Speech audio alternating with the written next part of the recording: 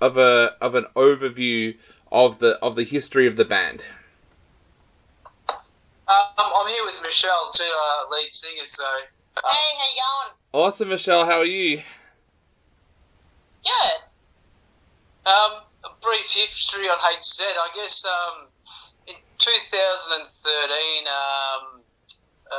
my old band Backyard Funk broke up. So myself and the drummer and the bass player at that time decided we were going to do a new project, and we decided to start something rock. So we started writing some songs together, and just the three of us, just the rhythm section, and then we got a few things going that sounded pretty good. So we decided to do some auditions for singers.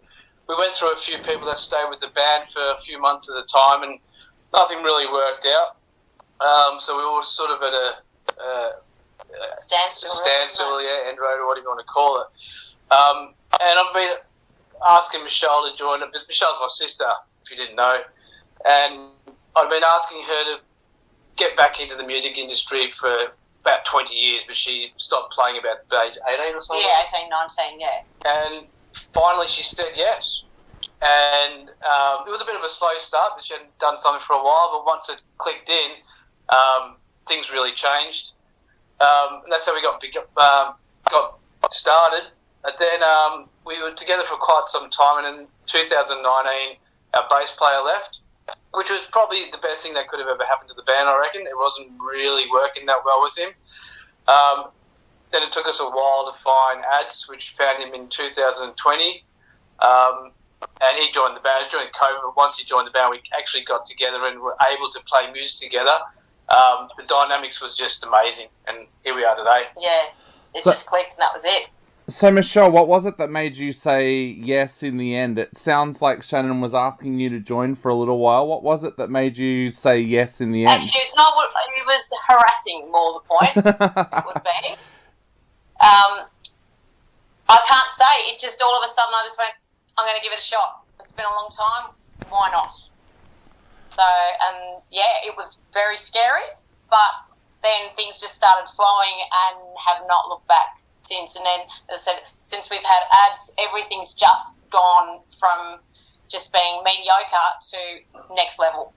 And we're all just writing really well together, and just, it's, happening. What do you feel Ads brings to the band? You mentioned that everything seems so much better with him there. What is it that he's brought to the band, do you think, that it's taken you guys to the next level? Well, he's just, he has this energy that just, it vibes onto everybody else. And also he's come from Sidonia, and he's, again, at another level that he had reached. So he's bringing his experience to us and telling us, all right, we need to do this, don't do that. And it's just made all the difference to us, just having that little bit of expertise on our side as well, and it's all gelled now. The last couple of years have been an absolute nightmare for a band. Tell us a little bit about how difficult it's been to get together and write, but also to get together and record as well.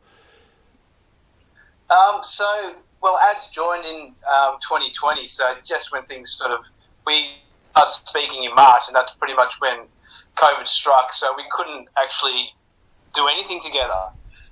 All we could do is send him our old tracks and get him to learn. And then June 2020 was when we came out of lockdown for, I think it was a week or two. We finally got to rehearse and make things happening, and that we gave Ads a couple of bit of gear so he could put some tracks down and that kind of thing. We just sort of worked online as much as we could, but we really couldn't get much done until the end of 2020. We actually started really, really rehearsing and getting the songs together, and we did our first gig in March 21. So we probably rehearsed, 10 times, I guess, as a band. Reworked a lot of the old music, dropped a lot of songs as well. And then first gig out in March 2021 was really good. So it was a real struggle because we couldn't do anything. Yeah. Really now, this new single, No Colour, tell us a little bit about how that song came about and what's the inspiration behind this track. Well, the way we write songs is basically Shannon will get an idea, then what he does is then he puts a track down and then he sends that to me, and then I'll either go, yeah or nah, I can't work with that. And then I'll sit there and just listen to it, get a vibe off it, and then I just started writing the words for it, and basically it's sort of No Colours. It can be taken a few different ways, but my way would be that it's, you know, when you're depressed, you're down, so you're not happy, you're not feeling great about things, so, and you don't want to feel great about things when you're in that spot. So that's why you've got the no colour, and you're feeling, you know, you don't want it to be better, you don't want it to be worse, you just want to stay in this spot that keeps you pretty much dull, and that's sort of behind my thinking for the no colour. Yeah, it sounds a very, very personal track. Was it a difficult track for you to write, or do you enjoy being able to write from such a personal nature? It's nothing personal at all. It's just when Shannon writes a melody, it's either I'll hear something or I don't, and from what he'd written, that's the vibe I felt, and it was like, okay, I can get something out of this, and that's just what came out. So I don't know where it comes from, whether maybe I'm feeling that from what he's written, I don't know, but yeah, that's just how it happens. But I don't tend to write anything that's happy, so all the songs would have a more of a darker feel to it than the happy love stuff. Yeah. How about for you, Shannon? Where do those melodies come from? Are you one of those people that will be walking down the street or at work and suddenly you get a melody in your head and you've got to put it down? Or are you someone that sits there with the guitar and tries to get a melody to come out that way? Well, I am that guy that walks the street and hears things and thinks things and they come flowing through, and then when I pick up my guitar, I can't think of anything. Yeah. So I'll pick up my guitar and play until something comes out that sounds good. And if it does sound good, I'll pull my phone out, get the recorder on it, and just slap it down just as a raw thing without just a raw guitar. And if it works good from there, I'll send it to Michelle. And then if she says yes, then I'll probably work a bit harder with it to bring it to the band. Awesome. So where did the idea come about to release this on vinyl? Was this a sudden decision, or was it something that you'd been thinking about for a while? Well, all of us in the band have been in many a band and have never released anything on vinyl, and it's always been one of my goals, or on my bucket list, you could call it. Always wanted to release something on vinyl. And the way once we started working with Rusty and getting this song reworked, and the way it was turning out, I just had to release it on vinyl. I just wanted to make it something I could keep forever. So that's when I reached out to John from Rumor Records and sent it to him to see if he was interested. And he was, which was great. Yeah, everything's just sort of flowed from there. Yep. So tell us a little bit about that relationship with Rue Morgue. How did you first hear about Rue Morgue, and what was it that triggered you to actually send the track to Rue Morgue in the first place? Well, I came across them first from Carly Jewell, because I've been sort of doing a few things with her for the last few years, and saw that she'd released something, and her track was amazing, Dancing with the Devil. Blew me away, that track. And that's obviously why Rue Morgue picked her up as well. And it just got me thinking, maybe one day I can send it to him and he'll like it. And so I did, and he did. So that was how it all came about. And yeah, it sort of happened pretty quickly in the last couple of months. And yeah, it's just the way it worked, really. How important is it to the Australian music industry to have a label that still releases on vinyl, do you think?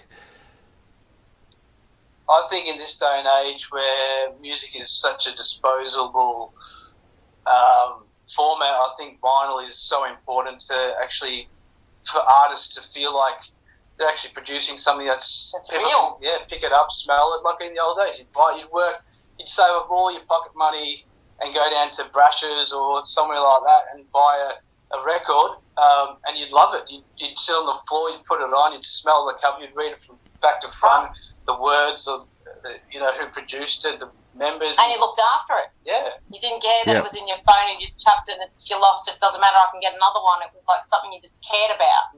And you listen to it till it's broken. These days people listen to a track and they skip it and off they go. So I think it's a huge thing that John's doing, especially with all the independent guys out there like us that just need that help. It's amazing. It's just what we all need. Now, this is the question that we ask everybody who has a track come out through Rue Morgue. First of all, I'll ask you, Michelle, what was the first vinyl album that you ever bought, and what's your favourite vinyl album that you've got in your collection? Oh, the first vinyl that I ever bought, I think it was Cyndi Lauper. Yep. True Colours. And your favourite that you've got? It would be In Excess Kick. Okay, and Shannon, same questions? First one was breakdancing from the movie. Okay, yep. And favourite, that's probably the hardest question you could ever ask me. Yeah, I don't think I can answer the favourite vinyl. There's so many in my collection and I love so many different things. So I guess up there would be probably Blood Sugar Sex Magic. Yeah. Be one of my favourites. But yeah, I can't nail it down to just that though. That's all right. Yeah. No. So to go on, first of all, what would you like to say to everybody out there who's thinking about grabbing a copy of No Colours? Oh, get on it if you want to listen to some original hard rock, because that's what we're trying to bring out to everyone, is that's that raw feeling of rock, of the old school, instead of the new overproduced stuff. You know, listen to it, you'll love it as much as we do. Awesome. And what else can we expect from the band this year? Now that everything's opening back up, what are you both hoping that the band can do this year? Just want to really play a lot more gigs, get out, hopefully try and get a bit of touring going on. If we can get to interstate, it'll be really good. And also get back in the studio.